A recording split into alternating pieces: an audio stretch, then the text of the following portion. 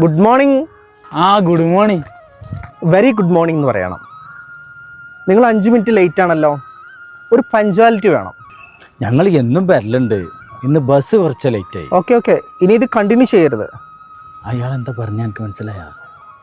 മനസ്സിലായിട്ടില്ല. യെസ് എന്നാണ് പറഞ്ഞാളി. യെസ്. Okay no problem. ഞാനിതിൻ്റെ എൻജിനീയർ. നമ്മളിത് വാസ്തുശാസ്ത്ര പ്രകാരമാണ് ഇത് നിർമ്മിക്കുന്നത്.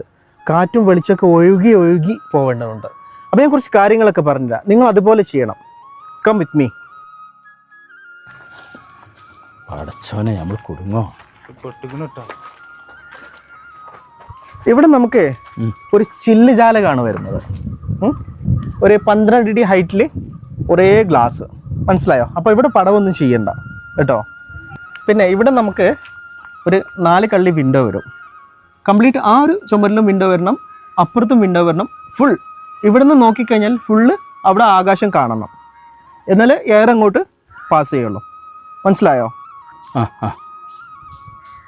മുതലുണ്ട്. നീക്കണ്ട ഇരുന്നോളി. ഭക്ഷണം കഴിച്ചിട്ട് ഇരിക്കാവൂലേ?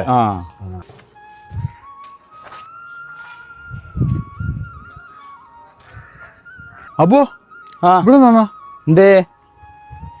എടാ ഈ വാതിൽക്കട്ടില ഇവിടെ അല്ലല്ലോ വെക്കേണ്ടത്, അത് അപ്പുറത്തല്ലേ. ഇത് നിങ്ങളോട് ആരും ഇവിടെ വെക്കാൻ പറഞ്ഞ്? അത് ഇന്നലെ എഞ്ചിനീയർ വന്ന് കാണിച്ചെന്നാണ്. എഞ്ചിനീയർ രാജസ്ഥാനിക്ക് പോയിട്ട് 4 ദിവസമായി. പിന്നെ എങ്ങനെ ഇന്നലെ വന്ന് കണ്ട് എഞ്ചിനീയർ കാണിച്ചില്ല?